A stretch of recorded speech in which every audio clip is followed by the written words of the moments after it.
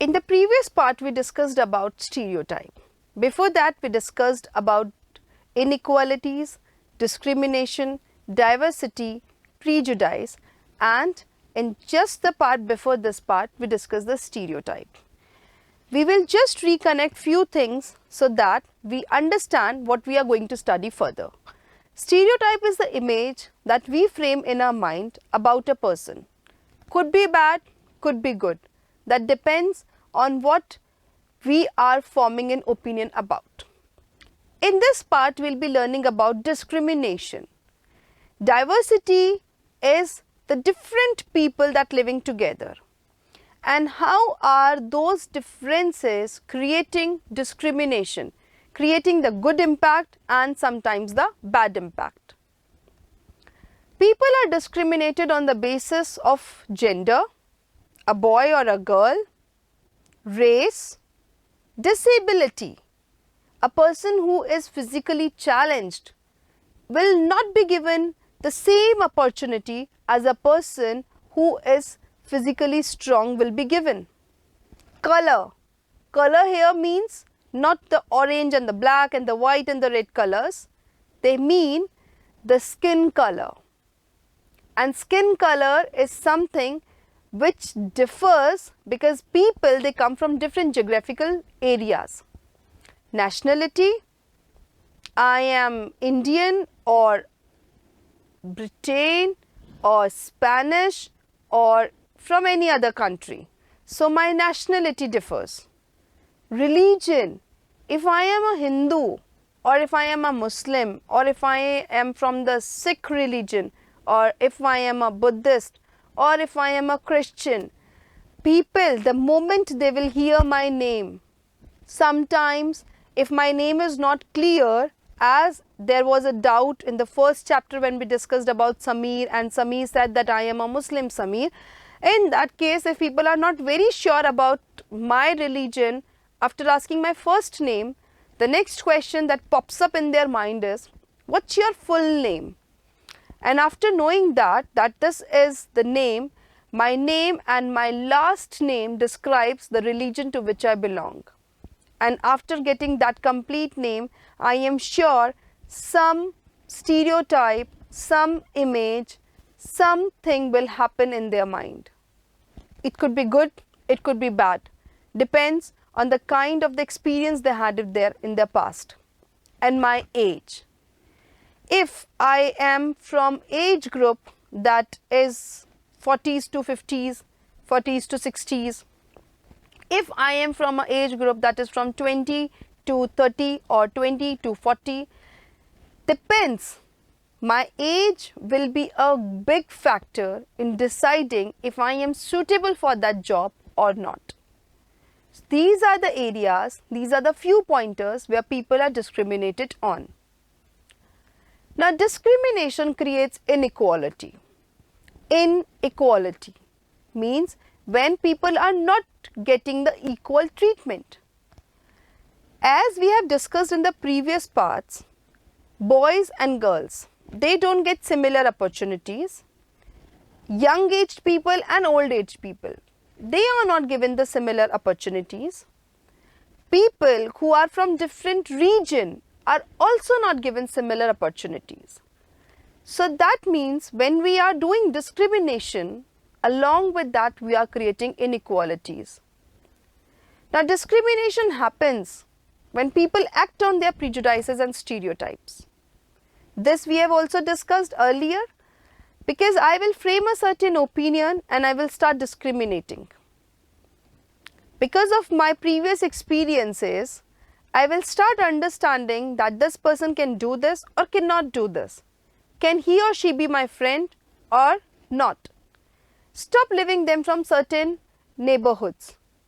If we also find a house, if we also want to buy a new house, we would never want to go and live in a place, a community, a neighborhood where no one who looks like us or who follows the same religion as we do lives.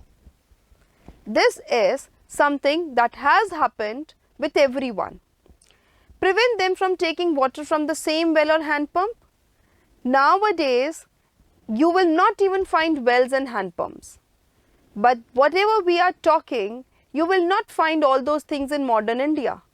But again, if you will go back and you will hear about some of the famous historical incidents, you will understand this thing, that these things were practiced on a huge scale and they were very common in the previous times, in the past. And then not allow them to drink the tea or the coffee in the same cups or in the same glasses as we are using. If I give you an example for this, anybody like any labor class people who comes to our home for doing any job, any day-to-day job that we do, maybe some paint in our house, maybe some construction work, or maybe some kind of repair or maintenance. I am sure you will not offer that person water or coffee or tea in the same cup or in the same bottle which you are using. Why? What is the reason behind that? This is where we create inequality, because we have already discriminated that this is the labor class, this is the higher class, this is the rich person, this is the poor person. The moment we created this kind of discrimination, we have started creating some certain kind of inequalities. If you will sit there person that sit here and rest, will you offer him the same couch on which you sit? Will you offer him the same sofa which you are using? And the answer is certainly no. However, the diversity can also be a source of discrimination. Diversity, where people of all sorts are living together. All sorts. All sorts means of all religions, of all languages, of all kinds of the clothes they wear, of all the festivals they celebrate, everything. And this diversity is maximum times a source of discrimination. We never understand that a person is different because the area from where he is coming or the family from where he is coming is already following these kind of rituals. They are sitting on the floor and eating the food not because they are poor, but because this is one of the ritual that they follow, or just because this is one of the things they have been doing since they were kids, and because they have seen their families doing the same thing, they are still following the same rituals. But no, the moment we think that this person is different from us, we start to discriminate and we create inequalities and we create discrimination. We do discriminate with the people that are not like us. So diversity is maximum times a source of discrimination. A group of people can speak a language which is really different. They may follow a particular religion, they may live in specific regions, and they may be discriminated against the practices that they follow. I do not pray the same God as you pray, or you may not pray to the same God as I pray. The method of offering the prayers in your case, in my case, could be different. Just because we are not following the same religion and just because I am different from you, you can decide that this person is good and this person is not good, that I should be friend with him, I should not be friend with him, I should discriminate with this person, I should not discriminate with this person. People who are poor do not have resources, they don't have the money, they don't have a proper place to live, they don't have proper clothes to wear, they don't have proper food to eat. Is this all they are accepting happily, or they are doing everything of such kind by their choice? Who do not like to live in a big house, in a huge house, a house full of all facilities? Is there anyone on this planet you know who doesn't like to eat good food? Who doesn't like to wear smart clothes? No one. There is no one who doesn't like to be happy to live in a smart house full of all modern facilities. But this is happening because of the things that are connecting to each other. A person who is poor or a person who belongs to a very different community, a backward community rather say that, is very educated, very talented, wants a job in a multinational company. After knowing the identity and the region from which that person has come from, you will not be offering that job to that person. in that case, we are doing the discrimination. We are creating inequalities.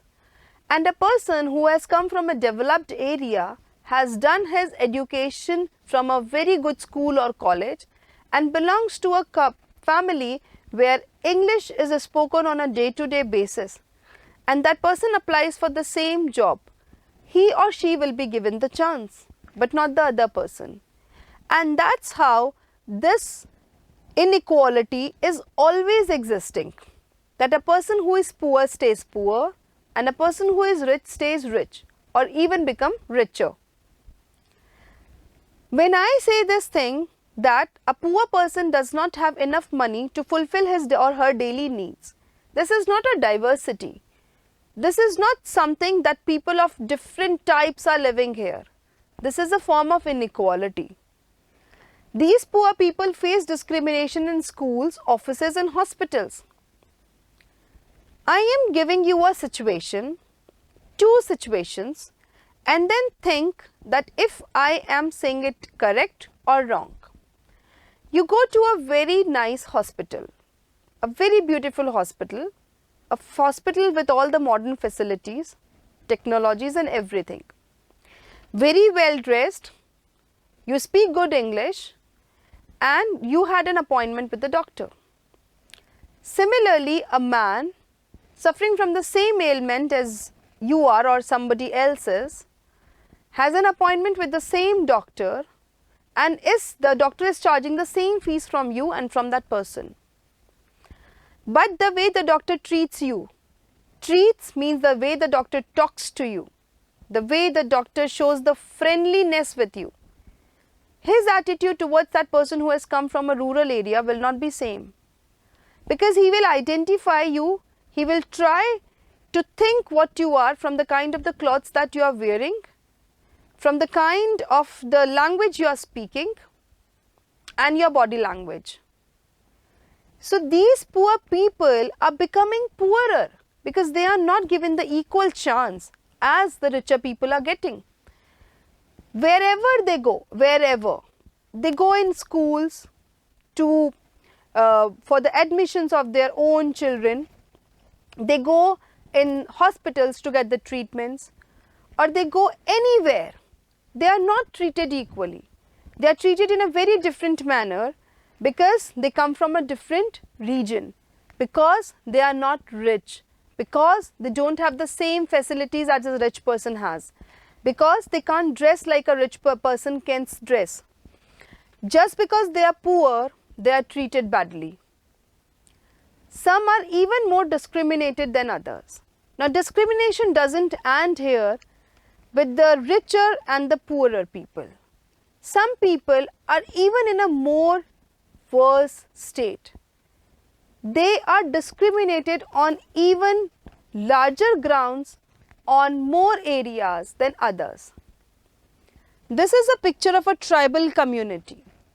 Tribals are the people, in general language we call them as Adivasi. They are not like us. They live in a very remote area, an area which is not at all developed. It's not as developed as the villages are. What happens there? Since they have cut themselves from the outer world, they are not at all aware of anything that is happening outside. They don't know how to use modern phones, updated technologies.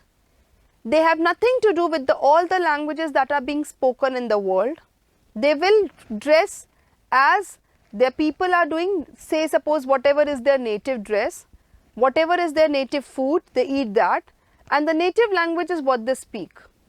Their houses are still the kacha kind of the houses that are almost in all the villages of India or the nearby places. If you get a chance to go and visit the kind of the houses that are there in the villages, and if you can see the kind of the place that's there, made of woods. Why? Why then these people are not happy coming out? Because they are very comfortable in the areas where they are living. And just because they are tribals, people think they don't know anything. If a person wearing such kind of dress comes in the city, an urban area, what happens? People will stop their vehicles and kids will stop doing their studies. If a student wearing this kind of dress enters a school, what will be your reaction? Will you be happy seeing that person? Will you be sad seeing that person? Or will you be surprised looking at someone who has come to school, who has come to a reputed school wearing such kind of clothes, and he or she doesn't know how to speak English? These are the people who are more discriminated just because they are poor, and second, they come from an entirely different background. Different background means they do not belong to a particular religion, that almost all the religions that we know, and maybe we don't even understand the language they speak. On being discriminated against. Now, there are many things that we have read, we have understood, we have discussed that what is discrimination, how inequality is created because of discrimination. Now, over here we see that people follow a particular type of profession, a potter, a weaver, teacher, farmer, a carpenter, a woodcutter, someone who picks trash and garbage from the streets. They are not choosing this profession by their choice. Someone in their family is already into this kind of profession, and that is why they are asked and sometimes even forced to choose the same profession which their family is already pursuing. Whatever job that person is doing, will that job be treated as a respected one or not? Depends on the person who is doing that. If I see trash on the road and being a responsible citizen, I pick it up and throw it in the dustbin, nobody will think that I am not doing something which is not dignified. Everybody will respect me. But if the same thing a person whose job is to pick the trash is doing, then nobody will see that person with respect. Nobody will pay due respect to that person, because we think that keeping the roads clean is the job of that person. That is why we say that whatever job a person is doing, will that be a respected one or not, depends on who is doing that. Person here means the caste to which he or she belongs. As I told you, there are few castes to which a particular profession is associated, and depends that that person is from which caste and the kind of the work which he or she is doing. In a caste system, what happened? That there are few people who were kept on the top of the ladder and few were kept at the bottom of the ladder. Those who were kept at the top are called as a superior caste. A person is sitting over here, so anyone who is on the top is superior and anyone who is at the bottom is inferior, because the ones whom we think are not as capable, as good as we are, they are inferior to us, and everyone who is excellent than what we are doing or who is really good at in all the things that we are doing or is from a most respectable caste, then that person is considered as if he or she is coming from a superior caste. Then the people who were placed at the bottom of this ladder were referred to as untouchables. Untouchables, a word that describes itself. Someone whom you will never like to touch. They call themselves as Dalit. Dalit is a term that means broken, broken from inside, and they loved to call themselves with such term because they wanted to express their grief, their sorrow, the pain, the kind of the insecurity and the disrespect that these people feel when people see them as untouchables. Will you like if I don't like to touch you, or if I like to save myself from getting touched by you? No, nobody likes this kind of disrespect, but they have to face it every day. Then the government started referring to them as the scheduled caste. We call them as SCs, STs and OBCs. Why? Because we have seen them as inferiors. Caste rules were basically set in such a way that did not allow untouchables to take up the jobs that they wanted to do. Now, if I talk about something that happened in the prehistoric times, when Britishers were ruling our country, at that times there was caste system being followed. These things are not there in the present society because the government, the Constitution of India and the kind of the educated people which we have in our country, they do not follow such practices. But earlier people were placed on a particular caste system. Few castes were called as the superior caste, few castes were called as the inferior caste, and whatever these people were doing was given to them by the society. That this caste will go in the temples, this caste will not go. These people will live in these areas of the villages, and the people who are under the inferior category will live outside the areas which are basically outside the villages. This was followed when Britishers were ruling our country, and at that time a person was forced to do the job which the entire community was doing, and the entire community was doing which they were told by the society to do, not something else, not something of their choice. This picture shows a person, a rag picker, a person who sweeps and cleans the street, and in the other picture you see that there are two boys, two people who are picking the rags, who are picking the plastics and other things from a place where we collect all the garbage of the city or a town or any place. The landfills. Why? Who has told them to do this? Nobody likes to go and picks garbage, cleans the street and turns oneself dirty. But this is the caste system that was being followed, and that particular caste was supposed to do only such kind of menial jobs. Not only this, the discrimination did not end here, that you have to do only this type of work and you cannot do other work. They were discriminated on even more grounds. They were not allowed to enter into the house of the people of upper caste because they were treated as untouchables. Someone you will not like to touch, I am sure that person will not be allowed to enter into the house. Not to take water from the village well, there was a separate well for these people and they were asked to use the water from that well only.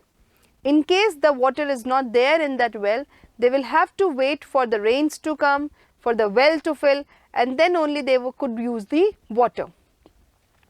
They were not allowed to enter the temples, and moreover, a place where we learn that we should not follow such practices, that is the school, there also this discrimination was practiced.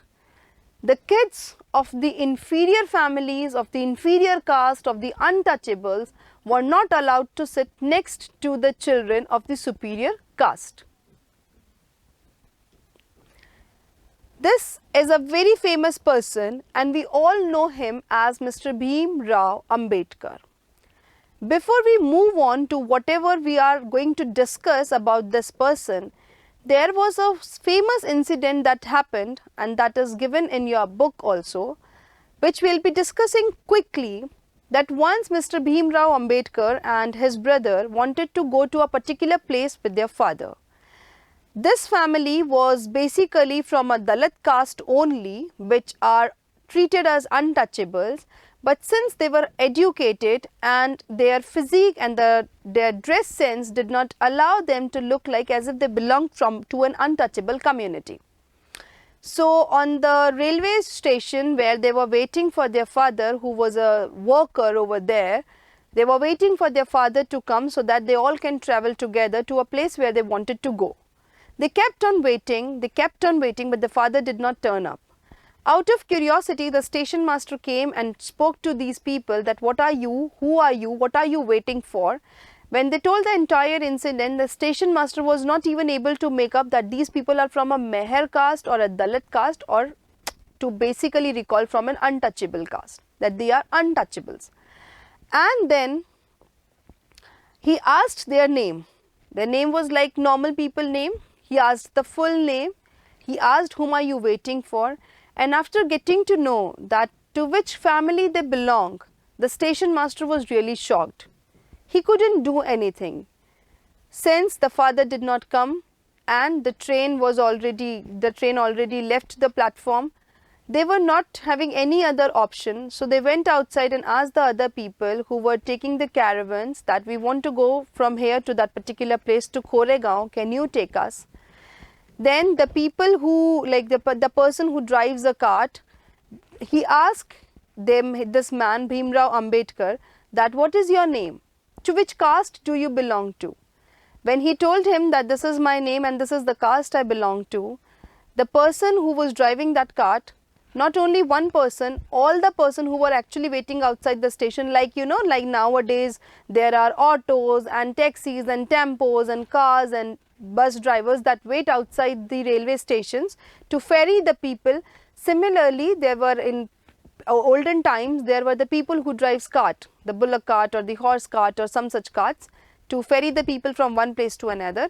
And when the cart person asked their names and their caste, they all denied. That was one such incident that happened in this man's life. And when we will discuss that what this man is and what is his contribution to India, you all will be surprised to know that these are all the shackles. We are bound by our thought process. There is no such thing that this particular person, because he belongs to this particular community, can only do this. Coming on to a few basic information about Mr. Bhimrao Ambedkar, he is considered as the father of our nation. Why? Father of our nation is basically Mahatma Gandhi. We call him as father of our nation, but he is also considered as father of nation because he gave a major contribution in making the constitution. A constitution is a book that rules our country. Rule here means all the principles, all the rules and the regulations which will be followed, which will be referred to whenever you have to make a particular rule and regulation to regulate the country, we always refer to the constitution. And Mr. Bhimrao Ambedkar was one such person who contributed towards making of this constitution. He was also from Meher caste and he was also considered as untouchable. And to your utter surprise, this man was also permitted to live in the areas which were basically outside the villages. But he was the first person to complete his education from a college and become a lawyer. Although the Mehers are supposed to do some kind of menial jobs like picking up rags, cleaning the drains and doing odd jobs, but he was certain that I am going to do something different in my life. That is why he broke all these kind of stereotypes. He went out and did his studies, completed his studies and became a lawyer. Encouraged people of his caste to send children to schools and colleges. Once he discovered that an educated person can bring a great change to the society, he requested all the people of his own caste, because again here a person, if I am from a certain caste, I am prone to listen to a person who belongs to my caste. Though one such should not have such kind of mentality, but people do this usually. So when he, still being from Meher caste, did something unusual, he requested people of his caste to send people to schools and colleges and allow them to study.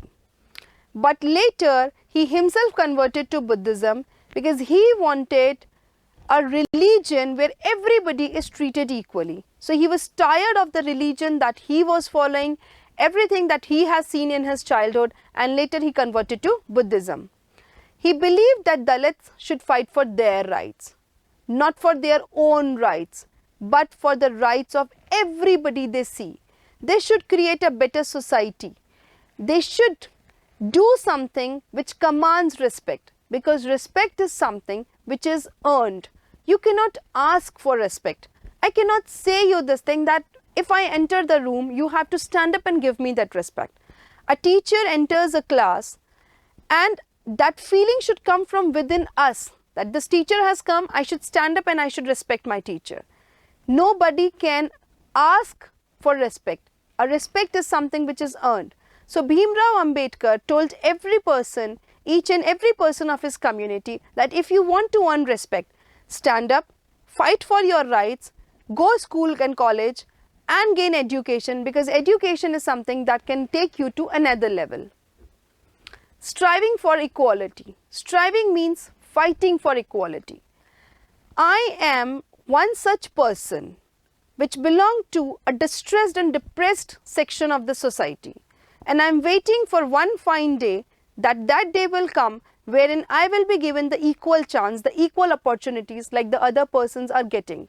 Then that very day, that very particular D-Day is not going to come.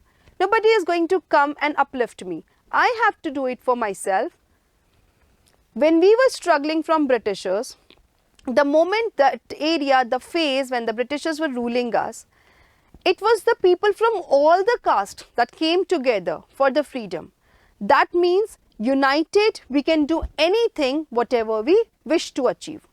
They strived for equal treatment, because Britishers, they not only ruled us, they also divided us. So when people came here, like after we got the freedom from the Britishers, each and every section of the society asked for a different thing. Like women, they said that when men can get a chance to go to school and colleges and get a chance to be educated, why can't we? Then the tribals and the peasants, the farmers who were being charged an exorbitant rate of interest, they asked the government that we are already poor. If we will give this much interest, where will we earn from? That means richer always becomes richer and the poorer always becomes poorer. Dalits asked that temple is a place where we are going to pray to the God. God has not created this discrimination. So everybody should be allowed to go to the temples and should be given a chance to pray to the God. Women demanded education and peasants found and fought for higher interest rates.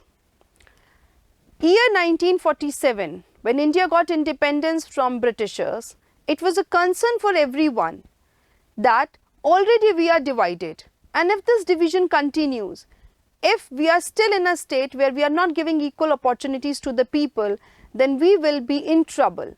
And that is why they thought of all the possible ways of uniting the country, and those all possible measures they wrote in the constitution.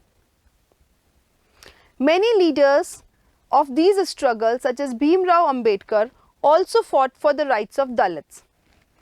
Because he was from that community, he rose up, he broke the shackles, and that is why he was aware that what good things he can write in the constitution so that otherwise Dalits may not suffer. So these leaders set some goals to ensure. Now, if you get a chance to read the first page of the preamble of the constitution, which we will be discussing further, the constitution itself says that no religion is good, no religion is bad, no religion is high, no religion is low, and every religion is equal. So if I am from a different religion and you are from a different religion, we both will get an equal opportunity on the basis of the qualities that we have and not on the basis of the religion that we follow. Equality is seen as a key value, and everyone has now equal rights and opportunities. To ensure all these things, there were few provisions in the constitutions, few fundamental rights and duties which are there in the constitution written and is necessary to be followed by each and every one. A person who is enacting against the provisions of the constitution, that act is declared as illegal. Now there are few provisions in the constitution to ensure that whatever problems we have faced in past should not occur in the present. Now untouchability is seen as a crime. That means any person who follows untouchability and makes the other person feel inferior is someone who has done something illegal, and the person to whom he has done such kind of act, if he or she reports about such kind of activity or such kind of practices, then that person could be put behind the bars. People are free to choose any kind of work. Now, your caste or your religion or the area from where you come does not define the kind of the work that you can do. What you can do depends on your capabilities, your abilities, your education, and also your field of interest.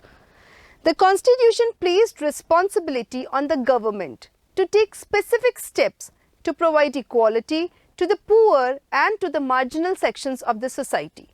Because the poorer people do not have the courage to speak for themselves, that is why the government who is basically our representative, the someone whom we choose and the someone who is responsible to work for the betterment of the citizens. So the people who made the Constitution put the responsibility on the shoulder of the government that you have to ensure that there are certain specific measures that are being taken to protect the poor and the marginal sections of the society, that they are not exploited anymore.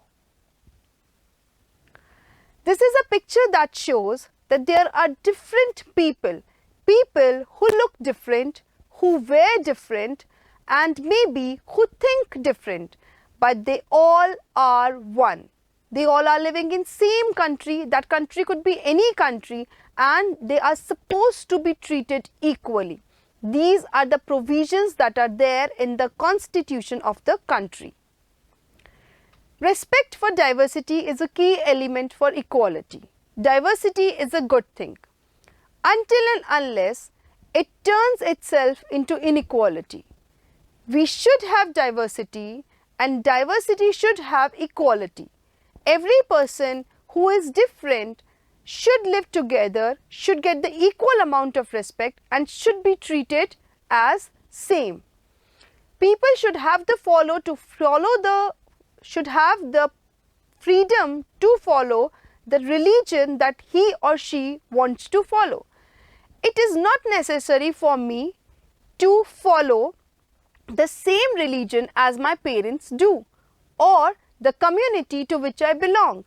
If I want to choose a different religion and I want to change from one religion to another religion, I have all the liberties to do that.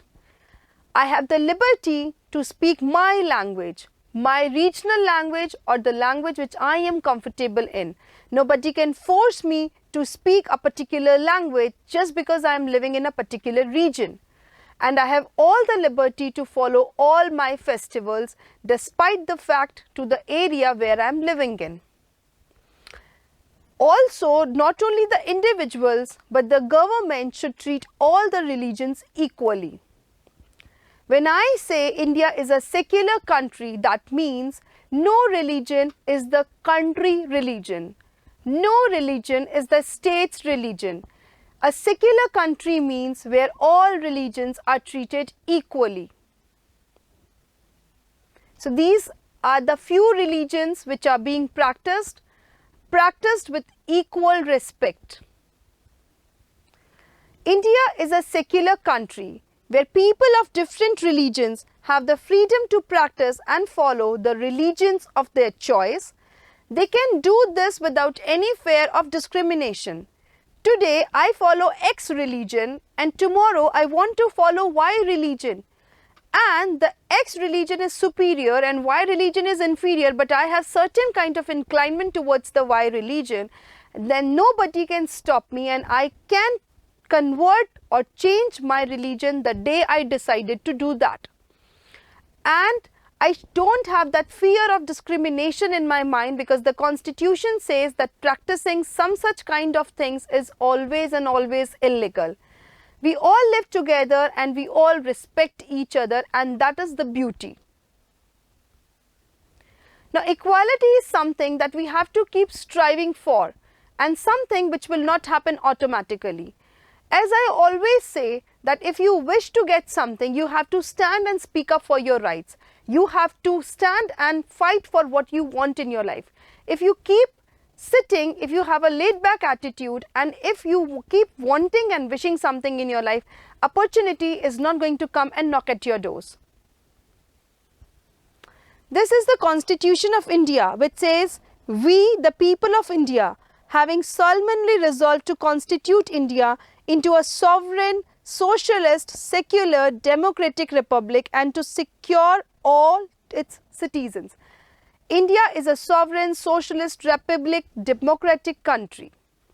That means we have to follow, we are free to follow kind of the religion we want, that we are free to choose the people who are going to rule us. This is the preamble of our constitution, which is basically a gist of the constitution. India is a very beautiful country. The beauty is unity in diversity. We are diversified and it's good to be diversified. It's good to have diversity. But that diversity should not lead to inequality. Inequalities should not lead to prejudice and stereotypes.